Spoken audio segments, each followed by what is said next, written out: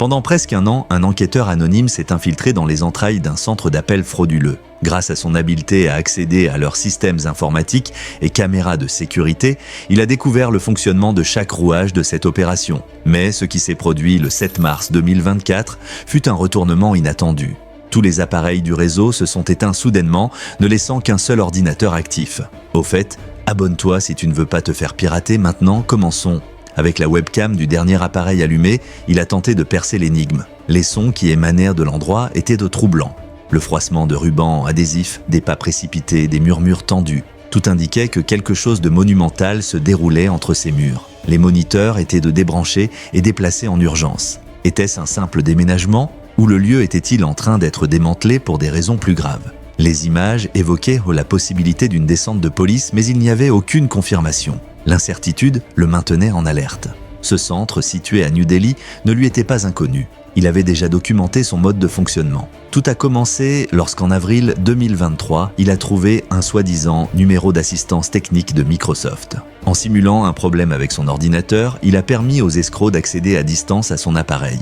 Sans le savoir, les criminels lui ont donné la clé pour entrer dans leur réseau principal. Une fois à l'intérieur, l'enquêteur a découvert des systèmes, des registres et des caméras de sécurité. Tout était mis à nu. C'est alors qu'il a vu les visages derrière les appels frauduleux.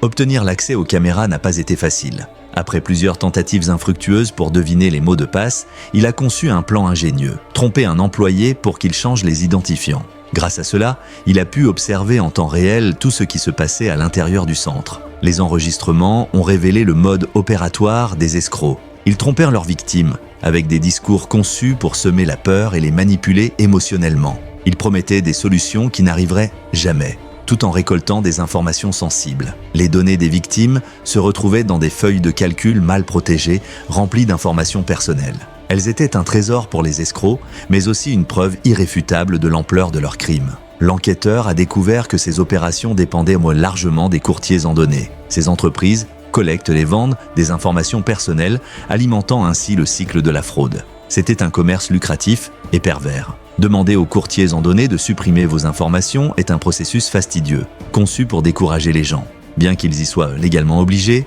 peu de personnes ont le temps ou les ressources nécessaires pour mener à bien la démarche. Alors qu'il réfléchissait à cette réalité, il observait le chaos dans le centre. Les employés récupérèrent leur matériel en hâte, comme s'ils tentaient de d'effacer leurs traces. Il était évident que quelque chose ou quelqu'un avait déclenché cette panique. Sur l'une des caméras, un homme criait furieux. « C'est mon ordinateur !» s'exclamait-il, tandis qu'un autre tentait de le calmer. Il y avait de la panique et de la confusion. Ils savaient que la fin approchait, mais ils ignoraient comment ou quand elle arriverait. L'enquêteur pensait aux victimes.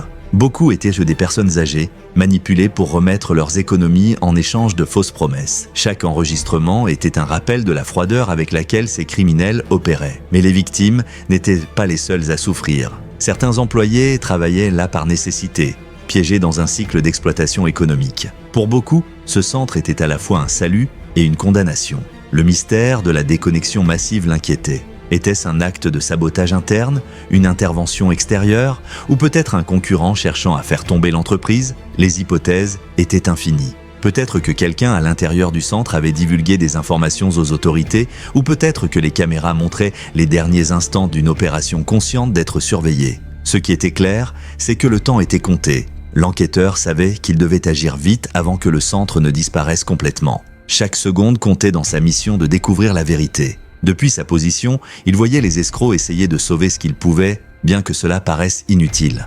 La descente de police, si c'était bien cela, semblait imminente. Le chaos représentait une occasion unique. L'enquêteur se prépara à recueillir un maximum d'informations, conscient que ce serait peut-être la dernière fois qu'il aurait accès à cet endroit. Il savait que ce qui allait se passer ensuite ne changerait pas seulement le destin des escrocs, mais aussi celui des victimes dont la vie avait été marquée par leur cupidité. Ce chapitre n'avait pas encore de fin, mais il était déterminé à l'écrire. Une entreprise appelée WearDot affichait une façade impeccable, se proclamant comme un pilier de la sécurité numérique, mais sous cette apparence se cachait un schéma de fraude complexe. Pendant des mois, un enquêteur indépendant avait observé ses mouvements en secret, rassemblant des preuves de ses opérations illicites et dévoilant ses véritables intentions. Le portail web de WearDot, soigneusement conçu pour paraître légitime, comprenait une page élaborée de termes et conditions avec plus de 20 sections, cherchant à se protéger de toute intrusion externe. Ironiquement, l'enquêteur avait déjà piraté leur système des mois auparavant,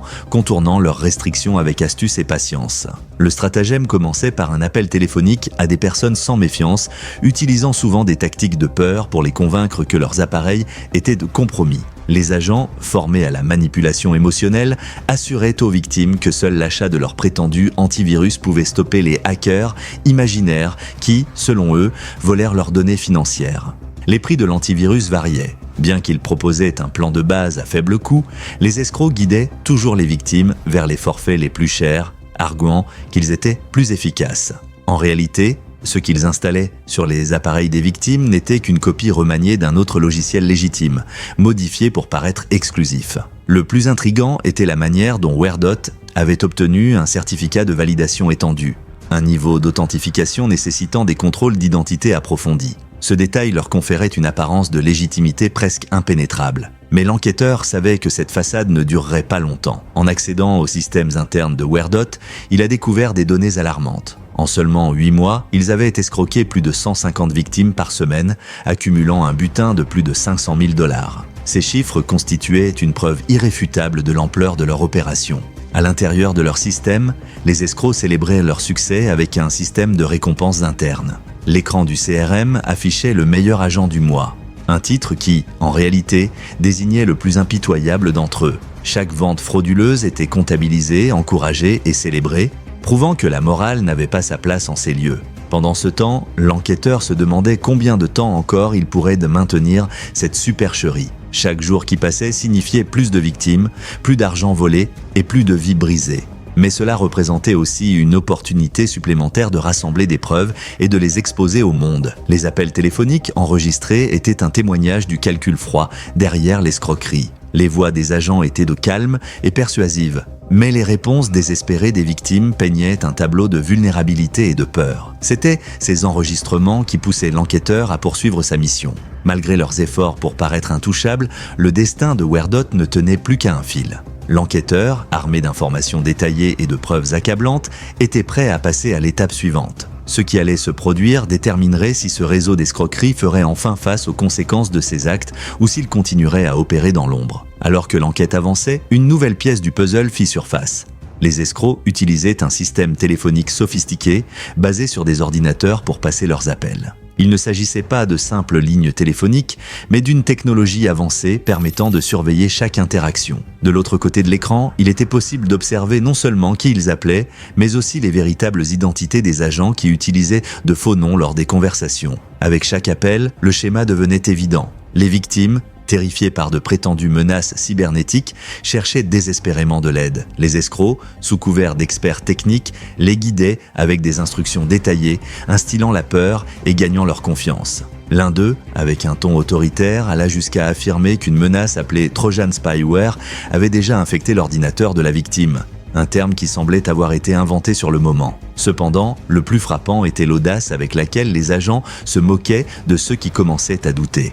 Entre des rires étouffés, ils niaient toute accusation et redoublèrent d'efforts pour maintenir leur façade. Chaque mot était une manipulation calculée, conçue pour désorienter et embrouiller les plus vulnérables. À mesure que de nouveaux détails émergeaient, il devint évident que WearDot n'opérait pas de manière isolée. L'entreprise était en réalité une filiale d'une autre organisation et les noms derrière ce réseau commençaient à émerger. Des leaders visibles comme Ganesh Bisharkarma et Sanjay Sewa, jusqu'à des figures clés plus cachées comme Prakash Vishwakarma et Batula Khan, tous semblaient être impliqués dans une machinerie parfaitement orchestrée. En parallèle, les plateformes de critiques en ligne montraient une réalité divisée.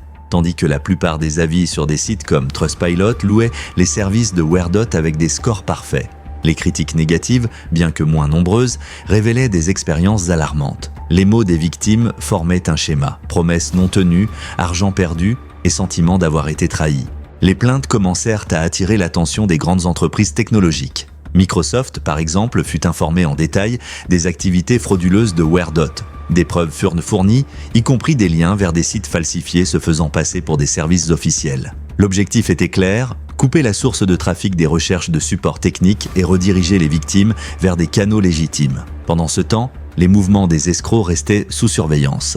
Dans leur système de gestion interne, des incitations étaient enregistrées pour ceux qui réussissaient les plus grandes escroqueries du mois. Cet environnement de compétition interne n'aidait qu'à accentuer le manque de scrupules parmi les agents qui voyaient les victimes comme de simples numéros sur un tableau de gain. L'étape suivante était ambitieuse: cartographier toute l'infrastructure de l'opération. Des sites web aux réseaux locaux, en passant par les systèmes de paiement et les connexions téléphoniques, chaque élément était analysé minutieusement. Les pistes menaient à des comptes bancaires aux États-Unis, utilisés pour recevoir les paiements des victimes avant de transférer l'argent en Inde. Un plan appelé « Jour de la brûlure » fut conçu. Celui-ci consistait à détruire toute l'opération en un seul coup. Un contact à l'intérieur des installations des escrocs tenterait de capturer des images et des vidéos exposant leurs activités au monde. Bien que la première tentative ait échoué, l'équipe était déterminée à ne pas s'arrêter. Cependant, le destin avait ses propres plans. Un matin, alors qu'ils surveillaient les systèmes des escrocs, tout s'éteignit soudainement. Les écrans restèrent au blanc, les registres disparurent et les connexions furent coupées. Avait-il été découvert ou quelqu'un d'autre avait-il décidé d'intervenir? L'incertitude ne faisait qu'alimenter le mystère. Pendant ce temps, les victimes continuèrent d'apparaître, racontant leurs histoires et cherchant justice. Les engrenages de la vérité commençaient à tourner plus vite, et la chute de Werdot semblait plus proche que jamais. L'opération continuait, mais les tensions augmentaient. Chaque petite erreur, chaque indice laissé derrière, devenait un risque pour les escrocs. Sans le savoir, ils contribuaient eux-mêmes à creuser leur propre tombe.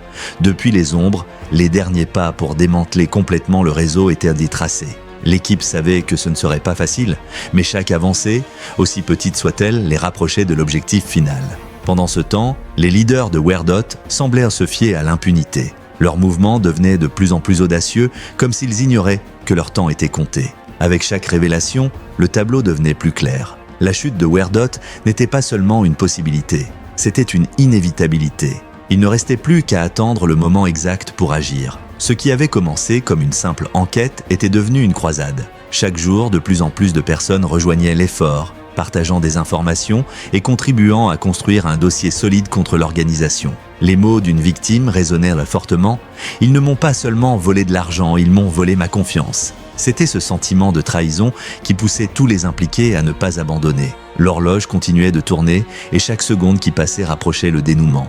Les engrenages du destin étaient en marche et rien ne pouvait les arrêter. L'air était chargé d'anticipation. La question n'était plus de savoir si Werdot tomberait, mais quand et comment cela se produirait. La chute serait épique et le monde était prêt à en être témoin. Le dénouement fut aussi explosif qu'attendu. Le jour de la brûlure arriva avec une précision chirurgicale, un coup calculé, qui laissa les escrocs complètement désorientés.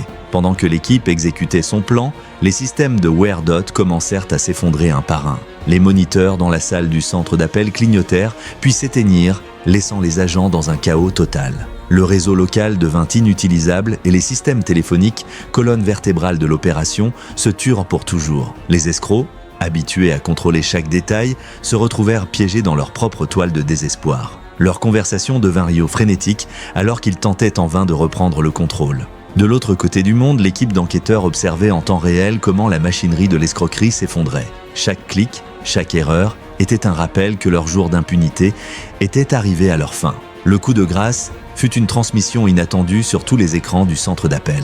Un message clair et direct apparut: « Ceci est pour chaque victime que vous avez trompée. Le jeu est terminé. » Les regards des agents se remplirent de panique en réalisant que quelqu'un les avait observés depuis le début. Leurs rires faux se transformèrent en un silence terrifiant et certains abandonnèrent même leur poste, conscients que la justice les avait enfin rattrapés. La police locale, alertée avec des preuves irréfutables, arriva peu après. Ce qu'ils trouvèrent fut un centre d'appel vide, avec des documents détruits précipitamment et du matériel abandonné. Cependant, le mal était déjà fait. Les autorités confisquèrent ce qui restait, tandis que les enquêteurs s'assuraient que chaque pièce de preuve soit bien documentée. Les nouvelles du collapse de Werdot se propagèrent rapidement. Des victimes du monde entier célébrèrent cette petite victoire, partageant leurs histoires et remerciant ceux qui avaient travaillé sans relâche pour exposer la vérité. Les leaders de l'opération, qui avaient opéré impunément pendant si longtemps, étaient désormais des visages sur des affiches de recherche. Leur temps de gloire s'était transformé en une fuite désespérée.